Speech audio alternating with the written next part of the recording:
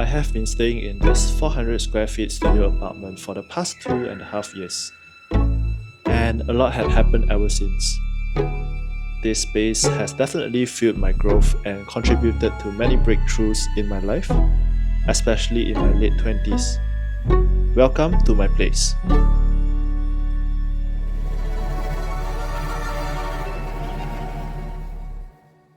I still find it hard to believe that I've been living in this routine for close to 3 years now. It all started when I took a leap of faith, leaving behind the world of civil engineering. It was quite scary at first, moving out from the comfort of my parents' place, but I have never thought that this small studio have become an important part of my growth as a person. I've learned plenty of new skill in this place, from learning how to code, which leads to my career transition, and even starting my own YouTube channel. It's truly been a journey, and I would like to share with you what it's like living in this small studio apartment. Let's start with the little corridor just right at the entrance. First, what we have here is my shoe rack. This is my shoe collection and it's very basic. I prioritize comfort when it comes to footwear. Down here we have some tools which we don't frequently use. Continuing down the corridor, we have our wardrobe, which is pretty decently sized. We tried to keep things minimal and organized by getting this IKEA hanging storage. So far it has been great by giving additional compartment to my wardrobe.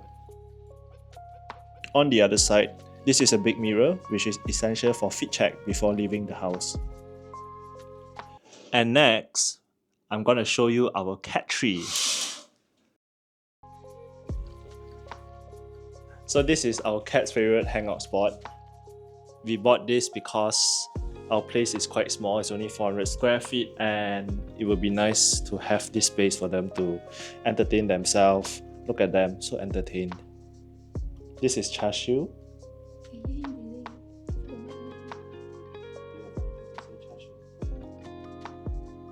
Okay, that's all from Chashu, and we have Wantan, our white cat.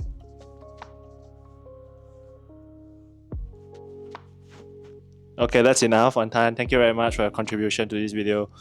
Just right under the cat tree, this is where Chashu and Wantan usually have their meals. Moving on, our dining area and pantry are pretty simple. The pantry is really small, not exactly ideal since I can't do much cooking in there.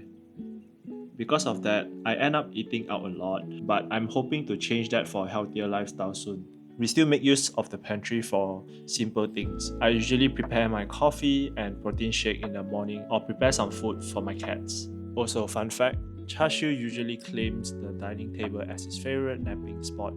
This is our collection shelf, where we keep a bit of everything but try not to hoard too much at the same time. With the small amount of space we have, it's important to be mindful about keeping what's essential while also storing what you love. On top of the shelf, we have these two puzzles, which I find it really cute and it gives our space some character. On this side, we have some photos of me and my girlfriend, May, and of course our very own head of security, Cubone. Below here are some of May's cup collection for her matcha, and next, we have our cute collection corner. We have a Cubone plushie Pikachu in Durian, which is limited edition. Here are also some of the collection that we got during our Japan trip. Not sure why, but it seems like we are into this really cute tiger series. Other than that, we have a small book collection followed by some additional space for storage. And of course, our cats' detention area, where we will put them in if they misbehave or when we are preparing our food. This is another hangout spot for the cats as well. This is a queen size bed. There is a bedside table on each side. Nothing too fancy but super cozy. The bed frame has a simple design that gives a floating look. I actually got it online. As for the bed sheet and duvet, they are from Huga. We have tried a bunch of different brands, but theirs end up being the most comfortable for us.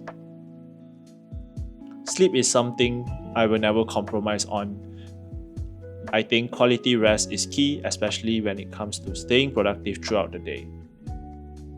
Beyond the glass doors is a balcony, but we don't really use it as much. There's not much of a view, it's just a highway and some random buildings. So it has not been a big priority for us.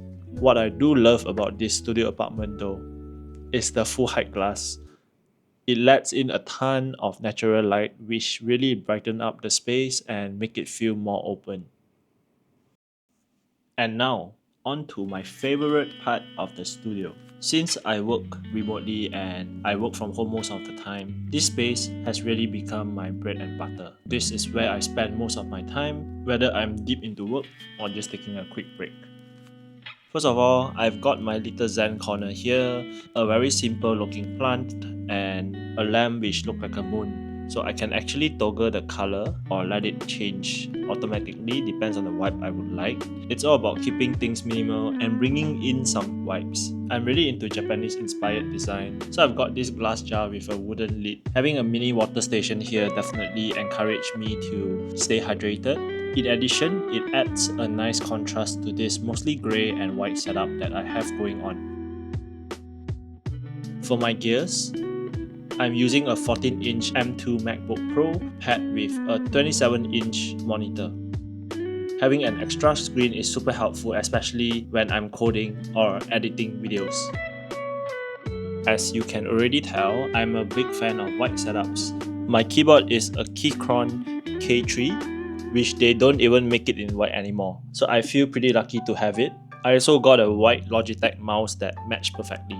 I've also added a light bar on top of the monitor so that I can tweak the brightness and warmth depending on the time of the day. My desk is from IKEA, which is very spacious. Unfortunately, they discontinued this color. Right now, they are only selling walnut color and black color. And of course, my ergonomic chair, which is an investment I'm really happy with. It has all the features I need to stay focused since I'm sitting most of the day, and it makes a big difference to have a very good chair.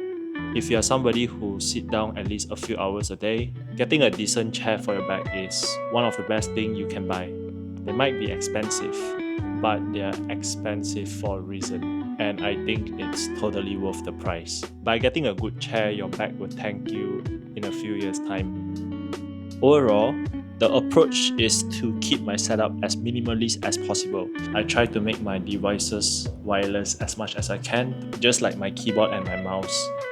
I find that it helps me stay focused and reduce distractions, which could really boost my productivity. This might just be a desk to you, but to me, it actually means everything. 2 years ago, I moved in and started to build this setup, and along the way, this desk is where I made my career change and start my YouTube channel as well. Without this desk, I don't think my YouTube channel will ever exist.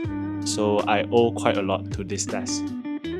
I really love this desk very much. I have built a lot of memories with this setup. However, as much as I hate goodbyes, we have decided to sell this desk. Maybe a final video about this setup marks the closing of a chapter and the opening of a new one.